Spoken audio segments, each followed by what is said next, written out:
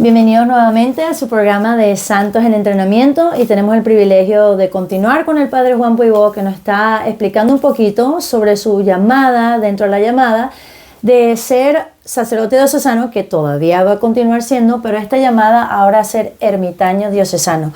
Y Padre, yo quisiera saber un poquito cómo se dice en esta llamada, cuándo fue la primera vez que quizás supo de las opciones de la vida monástica, vida ermitaña, y empieza a ver un deseo para este tipo de vida. Bueno, saludos a todos, gracias por tenerme aquí en el programa, en Radio María, la radio de la Madre. En el Oriente cristiano, hay dos maneras de concretar la llamada a la vida monástica, ¿no? La llamada a la vida monástica se hace bien en una comunidad o bien solo, de ermitaño. El que está en la comunidad se queda ese es el monje de un monasterio, ¿verdad? De hecho, la palabra monje viene de monacos, que viene de solo. Entonces, el monje es el que está solo con Dios. Solo que hay unos que están solos con Dios en comunidad, ¿ok?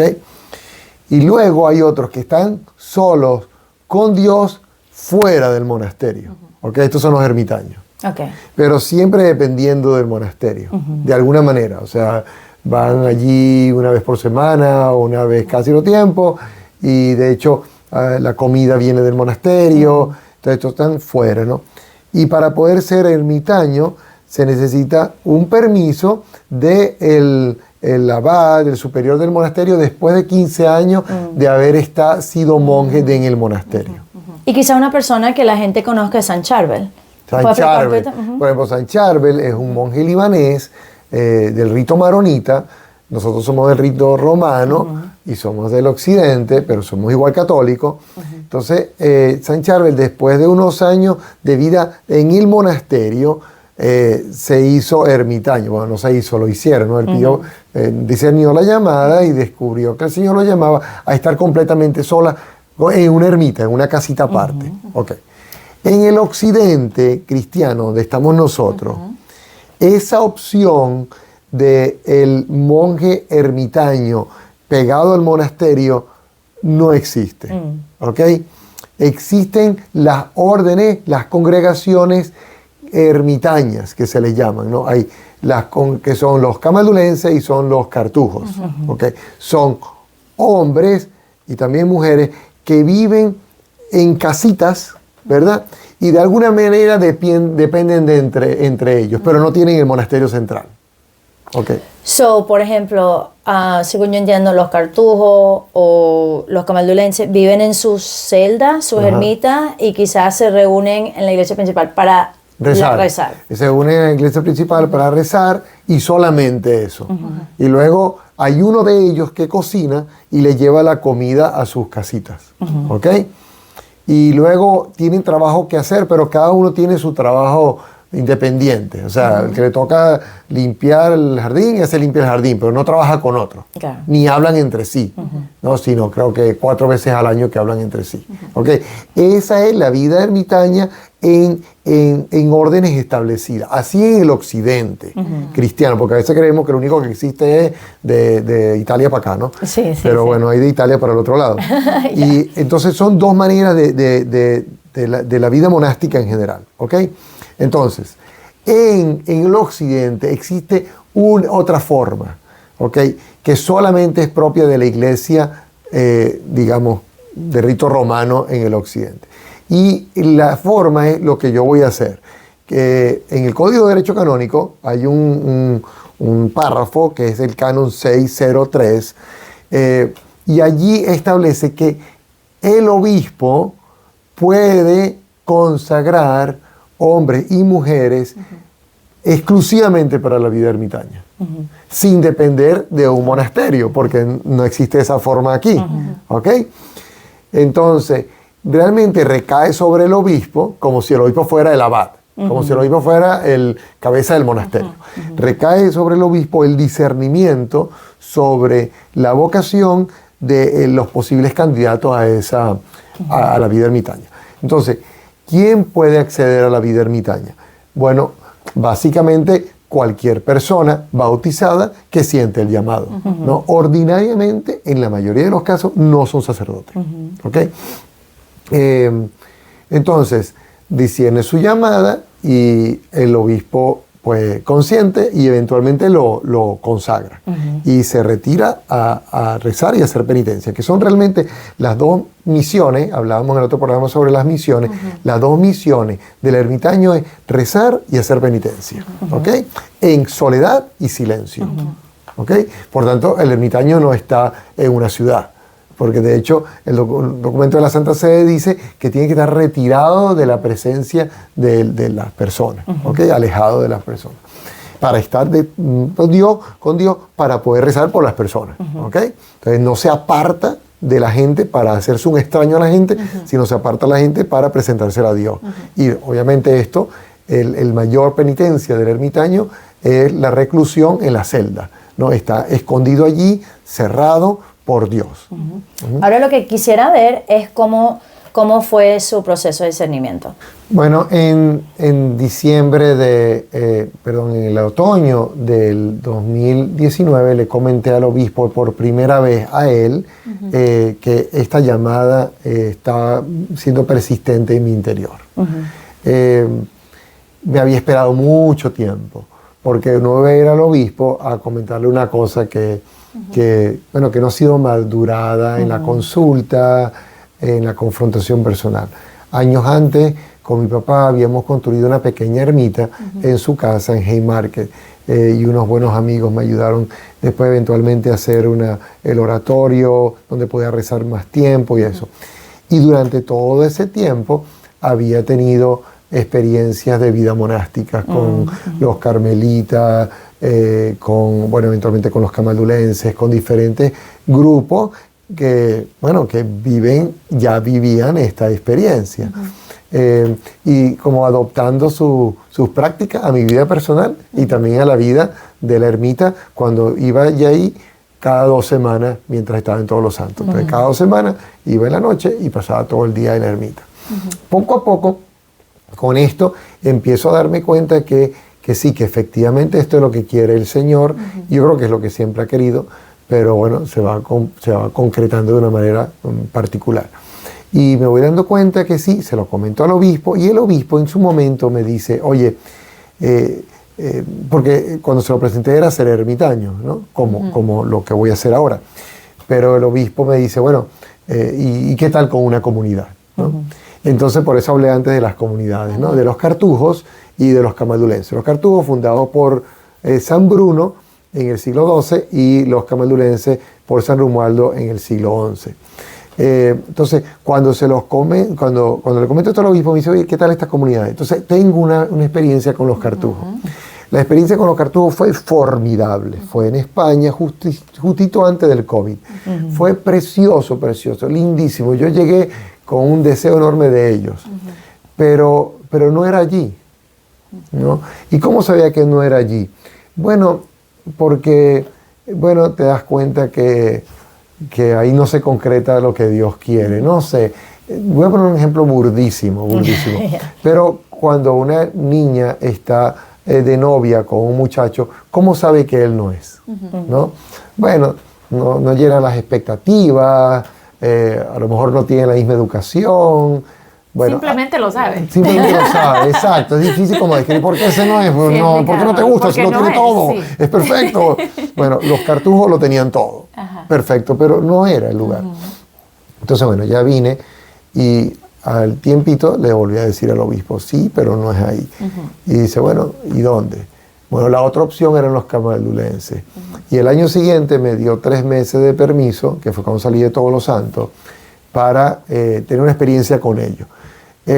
Yo diría que ya de entrada sabía que no iba a ser con ellos porque yo sabía también que no era con una comunidad. La otra cosa es que mi asociación con la asociación, no sé, mi incardinación, mi vínculo con la diócesis de Arlington es cosa muy seria. O sea, yo soy sacerdote de esta diócesis.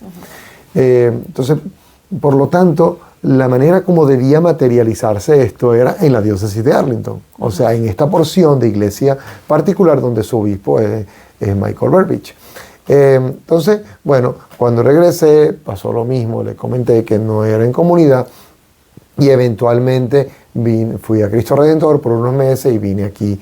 Y bueno, ya el obispo me dijo, bueno, va a ocurrir, ten paciencia, ya va a llegar. ¿Y hace cuánto tiempo fue eso?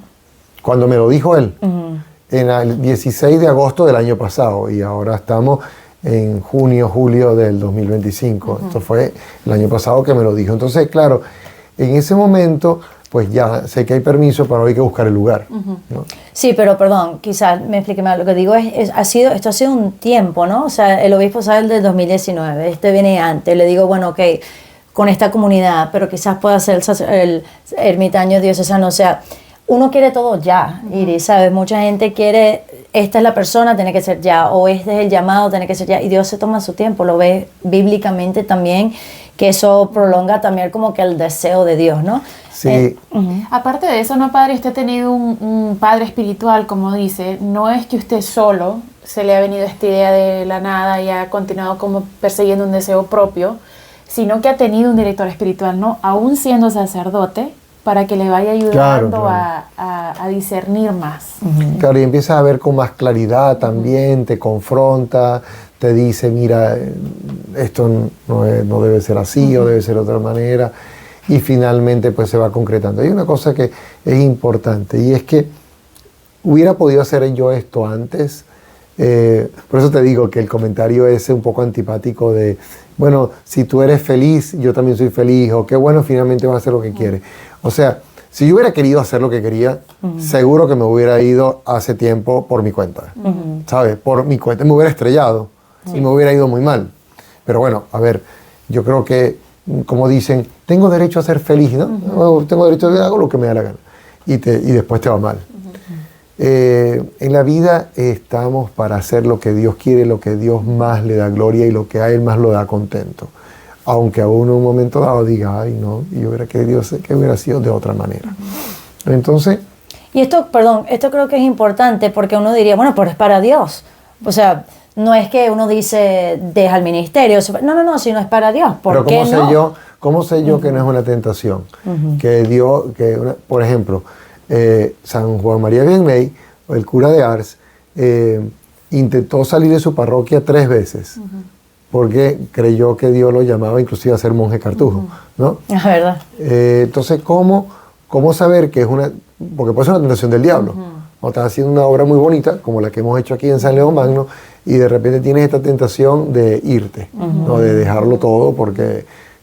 Y de hecho, cuando una vez hablé con el obispo, me dijo, y no será como San Juan María Vianney, que te quieres ir, que quieres abandonarlo, y no será una tentación. Pero una cosa que me he dado cuenta en esta respuesta es que cuando hay un deseo interior tan fuerte sobre algo tan santo, tiene que venir de Dios, ¿no? Porque si no, sería el diablo el que llevara nuestra vida, y no es así, ¿no? Entonces, es verdad que estamos haciendo cosas bonitas aquí en San León Magno, pero también es verdad que Dios es Dios y Dios hace lo que Él quiere y cuando quiere. Hay algunas personas que han dicho que si estoy bien de salud mental, ¿no? Bueno, es una buena pregunta, porque, bueno, puede ser que uno no esté estable mental y no, pero bueno, yo lo que he respondido es que bueno, supongo que sí, supongo que sí.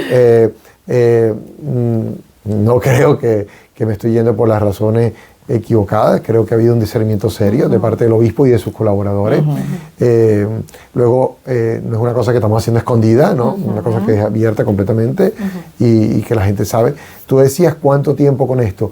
Yo, así como activamente sobre esto, pensándolo desde hace por lo menos 15 años, porque cuando vine a la diócesis de Arlington, me acuerdo haberle dicho al padre Cregan, el monseñor Cregan, que ya está mayorcito, que era el vicario del clero en aquel momento, le dije si me podía mandar a una parroquia pequeña donde yo podía rezar y hacer silencio y ver esto que Dios me estaba pidiendo ya entonces. De todas maneras, ya yo lo veía bastante difícil porque me acuerdo haberme comunicado con una ermitaña en California y ella, especialista en derecho, me dijo algo así como, olvídese de eso, que hoy los obispos no permiten la vida ermitaña porque hay mucha escasez de sacerdotes. Entonces, bueno, era como que cada vez que medio preguntaba era no, ¿verdad? Bueno, luego me mandaron a Todos los Santos y ahí no había como mucho tiempo para pensar en la vida ermitaña ni para rezar calmadamente.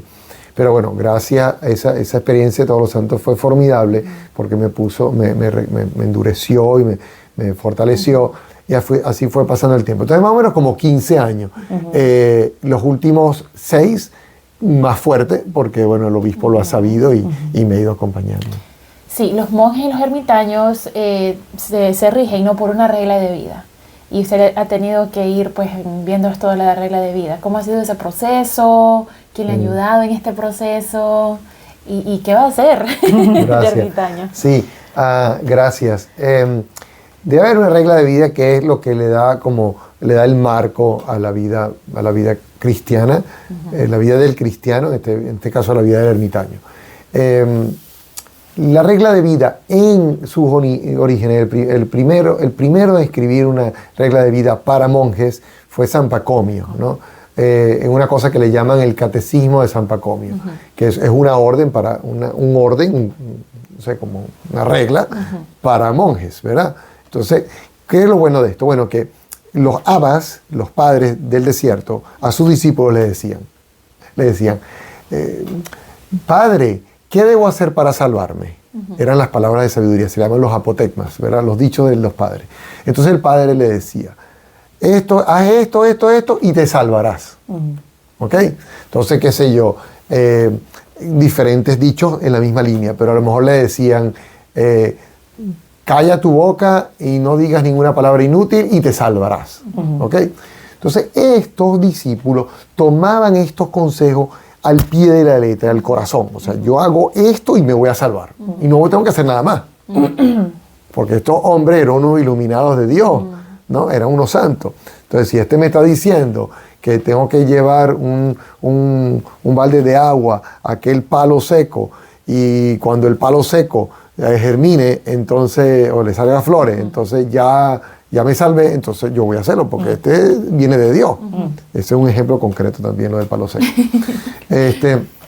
Entonces empezaron las reglas de vida, que eran maneras concretas como estos hombres iban a ser santos. Y luego tenemos más adelante la regla de San Basilio, la regla de San Agustín, la regla obviamente de San Bruno y la regla de San Romualdo, y hay cantidades de reglas, la regla de San Francisco de Asís, la regla de San Benito, por supuesto. Hay muchísimas reglas. Todas las reglas se caracterizan por querer darle gloria a Dios y querer llegar al cielo, ¿okay? Pero de maneras muy concretas y bastante distintas, ¿no? Entonces, el ermitaño debe tener su propia regla, ¿ok? Y la regla está aprobada por el obispo, ¿ok? O sea, que tiene la voz de la iglesia, el reconocimiento de la iglesia. En mi caso personal, mi regla es lo que yo he aprendido que Dios me está pidiendo y también de lo que he visto alrededor, ¿no? De lo que he visto en concreto de los cartujos, lo que he visto de los camaldulenses y lo que he visto de los maronitas. Entonces, bueno, eso lo he aprendido de ellos.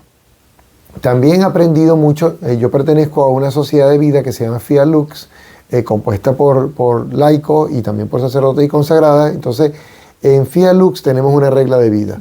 De la misma regla de vida de Fiat Lux ha ido como enmarcando mi vida y me ha dicho, bueno, es posible vivir de una manera heroica dentro de tu propia vocación.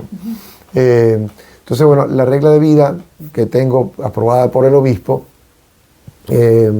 también contiene las prácticas concretas desde la celebración de la misa, de las horas litúrgicas, de lo que voy a comer o no comer, de cómo voy a dormir, esa parte, ¿no? El espacio donde voy a vivir, luego las devociones que voy a mantener, lo que voy a estudiar y finalmente, obviamente, un horario. Un horario que estipula cuándo me despierto, qué es lo que hago durante el día y hasta que descanso.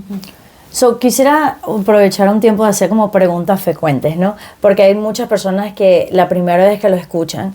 Entonces, quizás una de las preguntas frecuentes es, ¿vas a vivir en una cueva? Porque vas a vivir en una selva. O sea, ¿cómo vive a nivel de estructura, ¿dónde y cómo vive un ermitaño? Bueno, es verdad que los ermitaños en el Monte Athos, en Grecia, viven en cuevas, ¿no? Y muchos ermitaños vivieron en cuevas, pero las cuevas eran naturales normalmente. Muchos también vivieron en cementerios, porque se creía que los demonios se iban al cementerio a coger las almas para llevárselas al infierno. Entonces, bueno, muchos vivían en cementerios en el pasado. Y luego también en el desierto, ¿no? Bueno, obviamente en Egipto era desierto, en Siria había desierto, en despoblados. Pero bueno, por ejemplo, en el Líbano no había desierto, ¿no? Acuérdate de los cedros del Líbano que cantan la palabra de Dios, ¿no? Entonces, no, se iban a las montañas, y entonces las montañas eran, ahí abrían las cuevas, o ahí abrían ellos sus cuevas. Obviamente, en el norte de Virginia, las únicas cuevas que hay son las de Luray. Y no creo que me vayan a meterme allí. De verdad, es un poco difícil. Pero sí hay mucha montaña. Y hay mucho espacio apartado, ¿no? Aunque se está poblando bastante. Entonces, la ermita que hemos construido es una cabañita muy chiquitica de 300 pies cuadrados.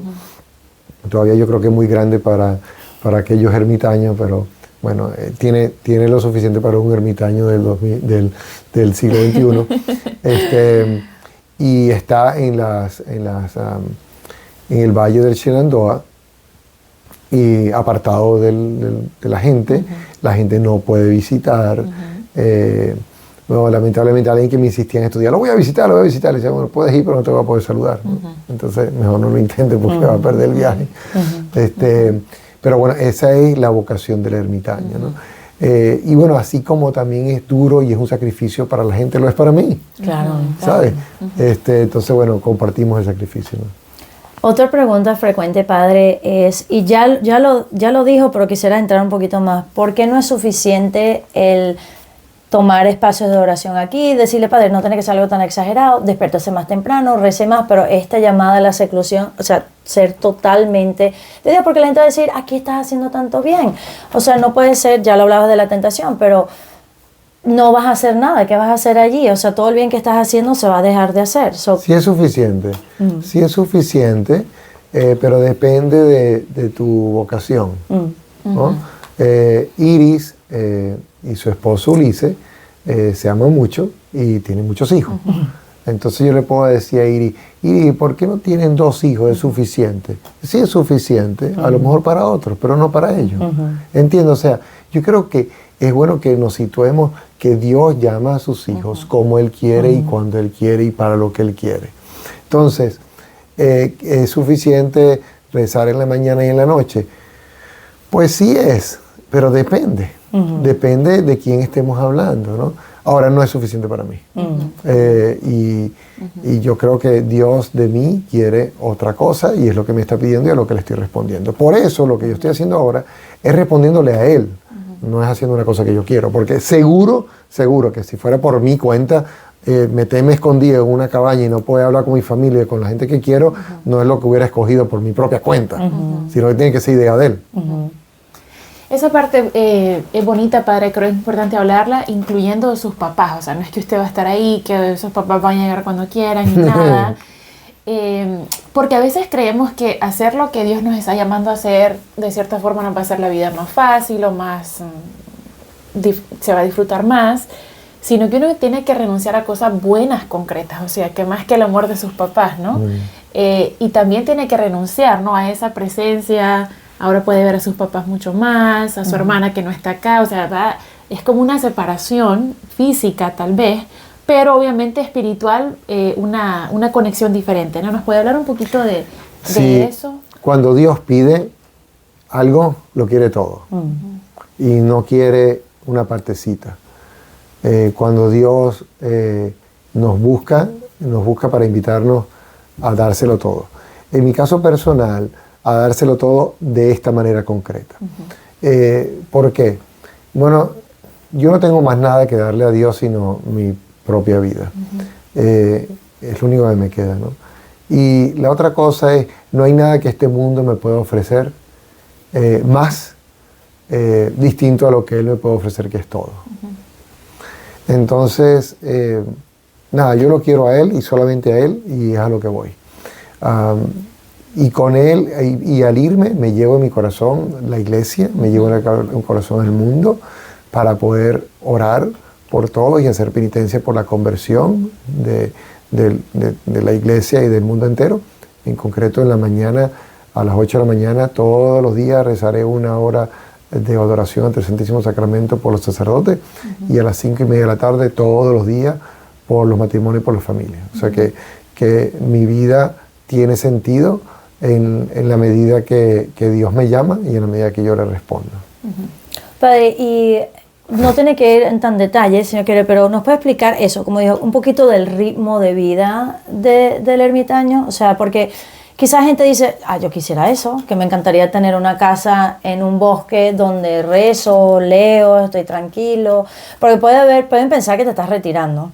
O sea, que no, él se va a retirar, puede sonar a eso, pero la verdad es que el ermitaño lleva una carga, una cruz hermosa, pero pesada, de oración y penitencia. ¿Nos podría dar un sentido de más o menos cómo es la vida un día de...? Sí. Y claro, cada ermitaño es diferente porque cada regla es adaptada a cada quien, pero la vida, un día típica de su vida de ermitaño. Sí, bueno, lo que está en mi regla es, me despertaré a las 11:55 de la noche, todos los días, para empezar a rezar a las 12 de la medianoche, como dice el Salmo, en la noche te alabo, Señor, y luego 7 veces al día bendigo tu nombre.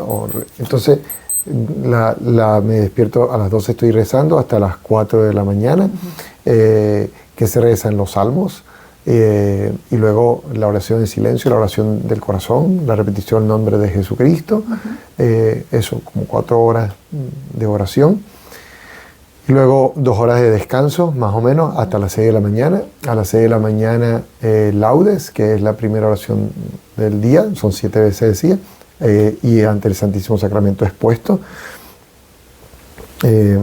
Luego, esa hora de oración, eso es de 6 a 8, y luego, creo que la hora santa no es a las 8, sino a las 6, pero bueno, ese tiempo así.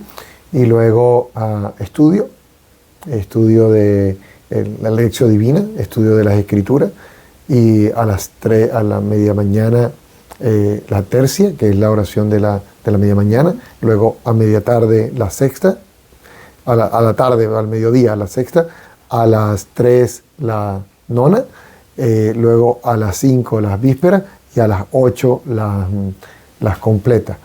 Ya para dormir 4 horas antes de volverme a despertar, para volver al mismo ritmo. Luego a las 10:30 es la Santa Misa, al mediodía es la comida del día, realmente es una sola comida al día, fuerte. Luego más lectura y eso, en la tarde 2 horas y media de trabajo manual, trabajo duro, rudo. Hay que lavar la ropa, limpiar, cocinar, acomodar las cosas. Y luego también, una vez a la semana, hiking, como excursión fuerte, de ejercicio, ¿no? Porque bueno, también está encerrado todo el día para hacerlo sano, ¿verdad? Y luego de eso, si no es un día así de fuerte ayuno, se toma una pequeñita caldo o una ensalada, y luego se lee la regla de vida, ya decía lo de la oración, y a descansar. Bueno, según mis cálculos mentales, casi por lo menos la mitad del día en oración, o sea, o quizás más de la mitad del día. O sea, si piensas 4 en la Santa Misa, y qué bello, ¿no? O sea, y padre, ¿cómo sigue su vínculo con la diócesis? Para aquellos que dicen, va a seguir siendo sacerdote, o como dijo que algunos, o sea, ¿puede explicar eso, su vínculo? Sí, bueno, rezaría, mi intención de oración por la diócesis, por el obispo, por las necesidades, por los sacerdotes en concreto, pero luego, hay algunos actos que el obispo quiere que yo participe, entonces vendré alguna vez, cuando él me lo pida, y básicamente eso. Luego los sacerdotes pueden ir a tener dirección espiritual o confesión conmigo cuando ellos lo pidan y yo los reciba. Nadie puede entrar en la ermita. A partir del día que yo entre allí, nadie puede entrar sino excepto el obispo, mi director espiritual, mi confesor y mi formador. Entonces, pero los sacerdotes los recibiría en un espacio dedicado para eso en otro lugar. ¿Y si otras personas ahorita son sus dirigidos o quieren dirección espiritual? Bueno, voy a poder recibir cartas. Entonces, a lo mejor por carta las personas me pueden consultar algo y yo podría responderle otra vez. Sí, lo digo porque no vayan a creer, solamente son los sacerdotes que van a poder tener ese acceso. Y padre, muchas veces, ¿qué otras preguntas, le han dicho a la gente que quizás usted quiere aprovechar esta plataforma? Porque yo sé que gente le ha hecho muchas preguntas o tiene más curiosidades. ¿Hay algo más de lo que ha surgido que la gente pregunta que voy a comer. Okay. Hay reglas de ayuno, entonces el ermitaño no come carne el resto de su vida o productos, carne, derivados, pollo, esas cosas no.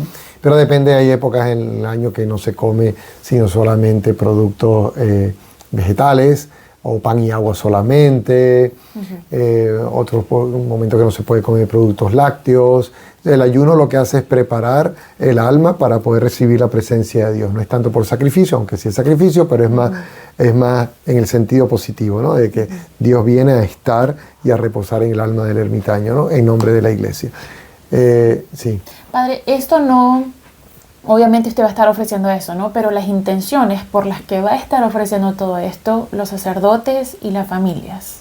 Sí, entonces la intención general es darle gloria a Cristo, Rey del Universo, y las intenciones particulares por la santidad de los sacerdotes y de los matrimonios y familias. Sí, porque bonito, porque es como que se puede pensar como que es un enfoque en lo que usted hace, lo que va a hacer, pero sino que realmente es, como dice, darle gloria a Dios, ¿no? Es como preparar y tener esa alma que ahí está rezando por toda la santidad de todos los demás. Exacto. Y bueno, en los sacrificios de despertarse temprano, de dormir incómodo, de dormir poco, de una dieta que, bueno, no es que me voy a morir de hambre, pero no es el pedazo de carne asada con tortilla tostada, ¿no? Entonces, ¿por qué se hace todo esto? Bueno, se hace esto por amor a Dios y para quitarse las distracciones, para que Él viva y darle gloria a Él. Luego otra pregunta que hacen es que si voy a tener electricidad, que si voy a tener agua, que si me voy a dejar la barba.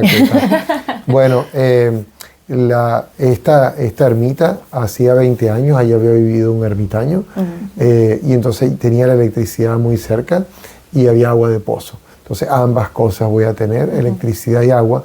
La electricidad es muy favorable porque, yo soy del trópico y si yo el invierno aquí me moriría de frío, tal cual me moriría. Entonces voy a poder tener algo de calefacción, no aire acondicionado, porque eso sería otra cosa, pero la calefacción es importante.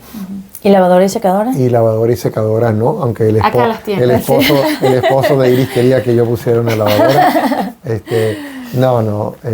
Se lava con las manos. Sí. Y no hay tampoco lavadora de plato y esas cosas, ¿no? Pero sí hay un espacio pequeño de baño y bien. No tengo una cocina grande, voy a hornear afuera en un horno que haré en algún momento algo de piedra para hornear el pan. Y eso. Y hay cosas prácticas, quizás hay personas que conocen un poquito más la vida monástica y pensarán, que yo sé que cuando una persona entra a la vida monástica le cambian el nombre, utilizan hábito, pero vas a estar retirado, cómo vas a estar vestido, esas preguntas y luego cómo es el proceso, o sea, ya entras, ya eres ermitaño diocesano, ¿cómo es eso? Gracias. Voy a vestir un hábito que eventualmente me dará el obispo en su momento, supongo que entre unos 6 o 7 meses. El hábito será negro, porque un poco por mi identidad sacerdotal, y también porque es el hábito propio de los monjes antiguos, el color negro por la muerte al mundo. Con una capucha, la capucha sirve para la oración, ¿no? Se cierra el hombre, es como una capilla, ¿no? Pequeñita, ¿no? Es para usarla, no es un adorno, ¿no? Y luego, no cambio de nombre, hubiera podido cambiar el nombre, pero no voy a cambiar el nombre porque tengo 25 años de sacerdocio, me voy a quedar en la diócesis de Arlington. La gente me conoce como Padre Juan y pensé que podía ser muy confuso cambiar de nombre, ¿no? Yo no me voy a ir por esnovismo, como que mira, qué fancy, mira ahora cómo vive. No, yo creo que, o sea, esto es lo que me llama el Señor y hacerlo de la manera más natural posible. Pregúntate otra cosa. ¿Cómo es el proceso? ¿Entras y ya eres ermitaño o cómo es el proceso sí. de discernimiento? De suyo en la práctica general, por lo que yo he visto, los poquitos ermitaños que he visto, pues sí, entra y al tiempo los consagran ermitaños, ya una consagración en la catedral. Yo le pedí al obispo que no, que yo quería que fuera la cosa pausada. De hecho, lo que apareció en el anuncio es que voy de discernimiento, correcto, ¿no? Porque vamos a hacerlo con calma. Entonces, estos primeros 6 meses se llama tiempo de aspirantado, al final del aspirantado recibo el hábito, después 6 meses más, y luego ese es el tiempo de probación, y al final ahí recibo el escapulario, y es la profesión temporal. ¿Nos puede explicar qué es el escapulario? Porque la persona piensa en otra cosa. Es como una especie de babero, no sé cómo decirlo, de largote, ¿verdad? Largo, y es blanco, para significar la pureza de la vida ermitaña, ¿no? Con una manta arriba, ¿no? Y luego 2 años o 3 años de profesión temporal, y luego la consagración perpetua, que supongo que será en la catedral. Ok. Para la gente, padre, que tal vez se siente triste porque ya no van a ver al Padre Juan, o no van a poder estar en misa, porque no va a poder celebrar misa, no públicamente, así como, como lo hace, ni casar a la hija, o no sé, bautizar a los hijos, ¿no? La gente que está triste, porque obviamente es una separación física, ¿qué les recomienda? Bueno, tal vez en el rezar, no sé, ¿qué consuelo podría darle a la gente que está triste? Gracias. Yo creo que nos engaña el hecho de que lo único que tenemos y podemos tocar es lo que vemos y sentimos. Y realmente la vida es mucho más que eso. La vida sobrenatural, la vida en Cristo es mucho más profundo que este espacio que nos estamos viendo o escuchando, ¿no? Y claro, como estamos engañados, porque los sentidos los tenemos sobresaturados con los ruidos que tenemos afuera, entonces creemos esto es todo lo único que existe.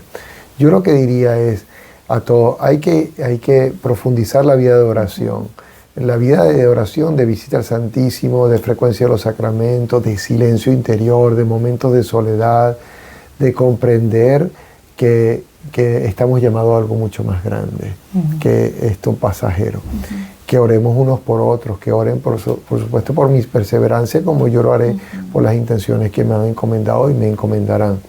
Y que entendamos que, bueno, el dolor que uno puede sentir también es amor por la otra persona, y eso es natural, ¿no?